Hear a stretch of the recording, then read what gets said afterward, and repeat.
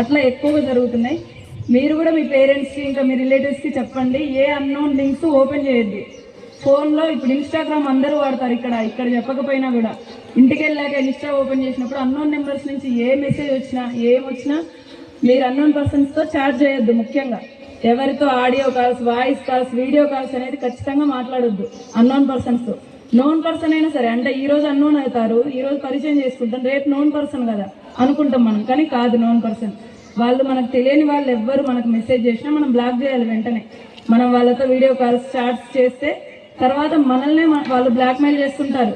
మన వీక్నెస్ అది. ఇంకా మనం ఈరోజు మంచిగా ఉన్నారు, మంచి బుద్ధులు చెప్తున్నారని ఈరోజు మాట్లాడతాం అన్నోన్ పర్సన్స్తో.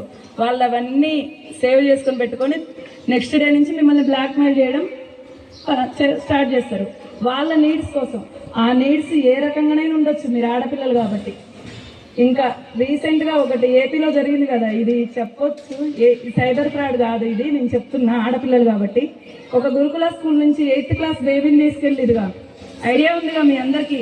ఒక వాళ్ళ తాతయ్య అని చెప్పి 62 years అతను. మీ పేరెంట్స్ ఇంకా మీ టీచర్స్ అందరు అవేర్ చేసి ఉంటారు మిమ్మల్ని. అక్కడ ఏ టీచర్ తప్పు లేదు, ఎవరి తప్పు లేదు.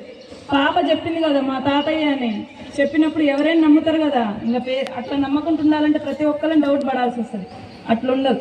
పాపే చెప్పింది. ఆ పాప ఎందుకు నమ్మింది అతన్ని? చిన్న చిన్న అవసరాల కోసం, చిన్న నీడ్స్ కోసం. ఏదో తినిపిస్తారు బయట, ఏదో ఒక డ్రెస్ ఇప్పిస్తారు, అలాంటి చిన్న చిన్న నీడ్స్కి మనం ఎవరిని నమ్మకూడదు. మన పేరెంట్స్ ఉన్నారు కదా మనకి, ఆ నీడ్ మనకు అవసరం లేదు. వాస్తవానికి మనకు కావాల్సిన ఫుడ్ పెడుతున్నారు ఇందులో, మనకు కావాల్సిన డ్రెస్సెస్ ఇస్తున్నారు, ఇంకా మనకి ఏం నీడ్ ఉంటుంది?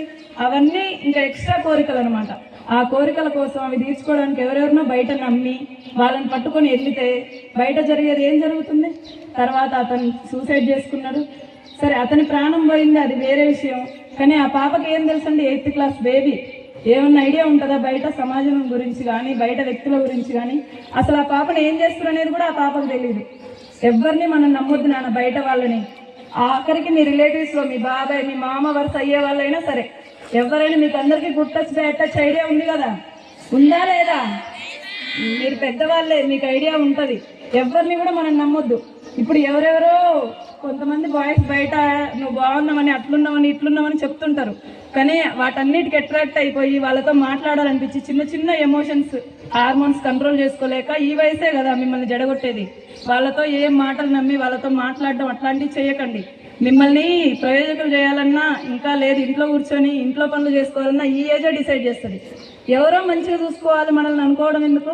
మనమే జాబ్ తెచ్చుకోవాలి, మనమే ఇంకా మన లైఫ్లోకి వచ్చే వాళ్ళని కూడా మంచిగా చూసుకోవచ్చు కదా.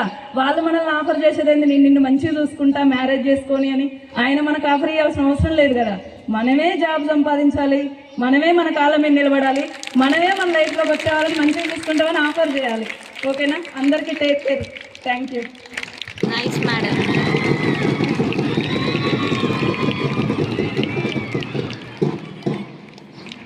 Thank you, ma'am. Thank you, sir, for your visionary guidance to our students.